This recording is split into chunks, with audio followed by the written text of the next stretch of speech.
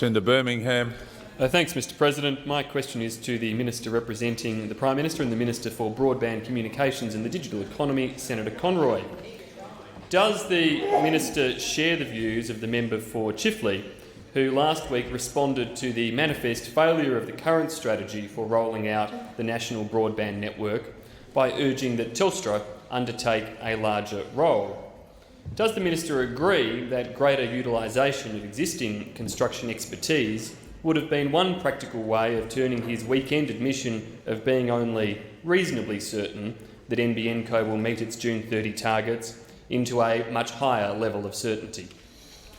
The Minister representing the Prime Minister and the Minister for Broadband Communications, the Digital Economy, Senator Conroy. Thank you, Mr President, and could I thank Senator Birmingham for being able to get a question up through the Tactics Committee. Those opposite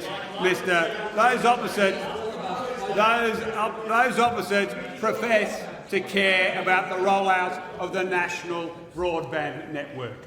Mr President, those opposite have sought at every turn to impede and get in the way, slow down the rollout of the network. The only threat to the national broadband network meeting its rollout targets, Mr President, is those opposite. The policy that they have released, Mr President, will result in 9 million Australian homes and businesses being disconnected from Labor's NBN. Disconnected. Mr President, I am confident that NBN Co will reach its revised June fibre forecast for premises passed.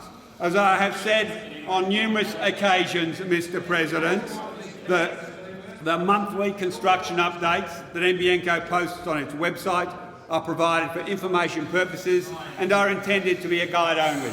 And they state quite specifically. So, Mr President, those opposite who have spent their time trolling around looking for every piece of disinformation on the net, I'd advise you, and I mentioned this to you, and I mentioned this to you in estimates, there's a very, very good website produced by a 16-year-old kid who has done more research and created a website that provides more information than you've done in 3 years of your efforts at Senate estimates. He simply sat down and designed it himself. He is 16 years old and he can tell you more about the government's NBN Co rollout than those opposite, every single one of them. But it is good to see. It is good to see that they finally worked out, Mr President. Expired. Now, when there's silence, we'll proceed. Senator Heffernan, one of yours is on their feet waiting to ask a supplementary question.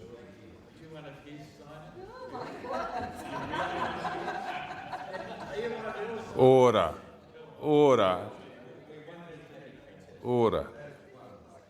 Senator Birmingham. Thanks, Mr President. Supplementary question. Can the Minister confirm that it was little more than blind ideological prejudice on the part of the Labor government and NBN senior management that precluded a greater utilisation of existing construction expertise in the rollout, such as that suggested by your own Mr Husick, and, of course, utilising those skills such as those of companies like Telstra? The Minister. Mr President, once again Senator Birmingham spreads misinformation to the Australian public and to this chamber, because the construction process actually went through a tender process. And Telstra were entitled to apply like every other company. And going through that process, what happened was that NBN Co got the best value for Australian taxpayers. So if Telstra did or didn't apply, I'm not familiar with all of the information around the tender process, but the tenders were properly run under government guidelines. And so far, Mr President, this year, NBN Co has been switched on all over the country, including Aspley, Bacchus Marsh, Blacktown, Coffs Harbour, Darwin, Gosford, Gungahlin, Hobart, Launceston, Toowoomba and Townsville, and to over 300 new developments all over the country. But many more areas, Mr President, will be getting turned on in the very near future. Time's expired. Just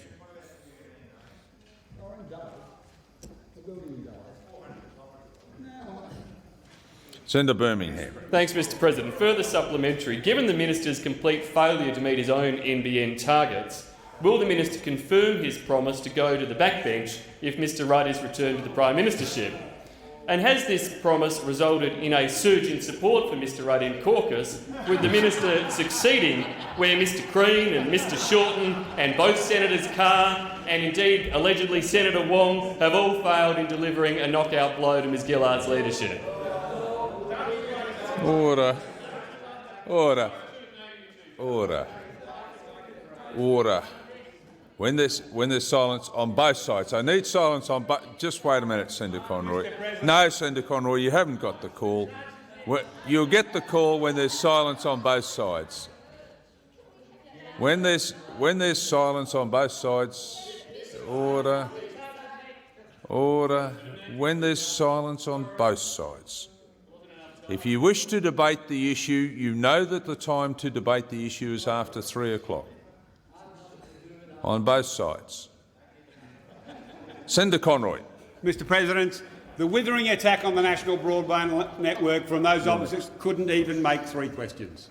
They made about 2.5 questions before you had to wander off into politics, because the only threat, Mr President, to all Australians getting access to the National Broadband Network are those opposite. They want under their policy, if you want to get connected to Labor's NBN, they want you to pay up to $5,000 per home. Up to $5,000 per home to connect to Labor's NBN, or you are going to be disconnected from it. Up to $5,000. And if, for those who were watching the ABC News in the last 2 nights, you might have noticed Malcolm Turnbull refused to be interviewed last night. You need to refer to Mr Turnbull, thank you, Mr President. Mr Turnbull refused to be interviewed because he didn't want to try and explain how he was going to use pixie dust to make Australia's copper network deliver the speeds that those opposite are promising. Because they know at the end of the day their policy is fraudband. Time has expired. Time's expired.